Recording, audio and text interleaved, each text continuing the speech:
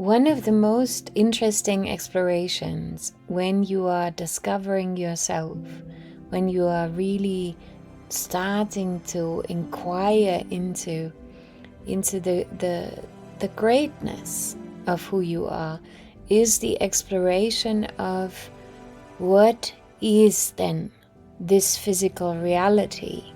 What is it made up of? And how does my perception actually project reality at each moment of time? And you come to see, when you start really investigating, when you start observing, when you're starting to really withdraw your attention from your identified notion of self, and you're starting to observe reality, you're starting to see that everything within reality is in a continuous state of flux. It is continuously changing. And even things like your body or other people, situations, circumstances, environments are continuously changing. And what you're starting to realize is that nothing that exists within your circumstantial situation, no person, no other object is actually separate from you.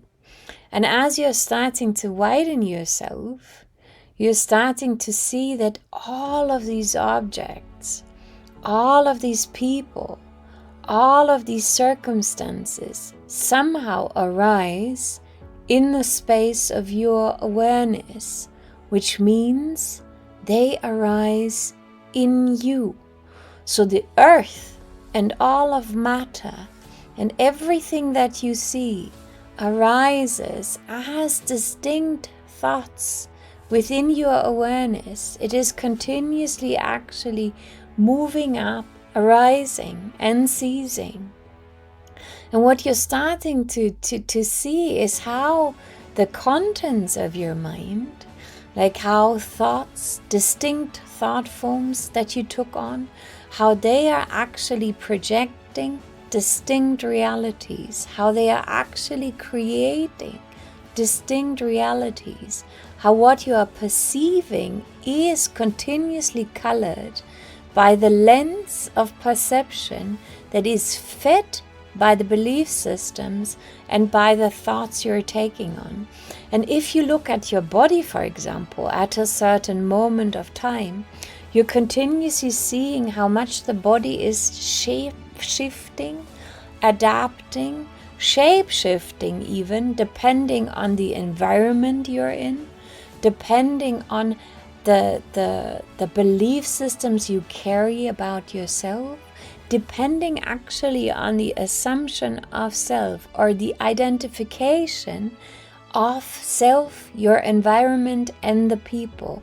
It is your perception that is continuously actually making a lens through which you see objects in a distinct light, through which you are perceiving, acting and responding to a reality that arises as thought predominantly. And so you can start to investigate, what is actually my form like? What kind of thought forms have I crystallized that are actually making up my bodily form, but also my circumstantial situation, also the kind of relationships I'm having?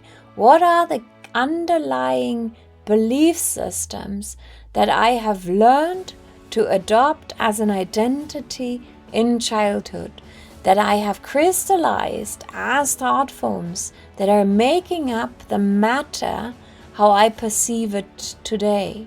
And what can you change about these kind of belief structures or these kind of mechanisms or strategies that you have taken on as a child to somehow receive love, or to somehow adopt an identity that is based on your circumstances, that is based in physical reality? And you're starting to see that we are addressing the horse from the wrong side. We're continuously trying to change reality, to change physical reality within physical reality. It is not going back to what is actually emanating all of the forms, which is you. You're not going back to the principal source of who you are and starting there and starting to see that which is devoid of forms, which you are in your essential nature, and then which is actually projecting all these forms as experiences, as ways to explore, as ways ultimately to know yourself. And so all of our journeys, like our journeys of finding love, our journeys of finding our worth, are fundamentally connected to form. There are explorations within form, and what the form is trying to point us back to is continuously actually the formless self, the dimension of yourself that holds no more form, but where all the forms arise in. And so this is the exploration of the earth. It is about finding out what are forms, what are thought forms, what doesn't hold any forms, and how these correlate and actually then are again one and the same thing. And they're all actually different ways of the self, like the self has this greater essence that is devoid and has these emanations, these specific explorations, and how these specific explorations are never actually separate, but are continuously actually displaying this greatness of self that is who we all are, and that is that shared space of form.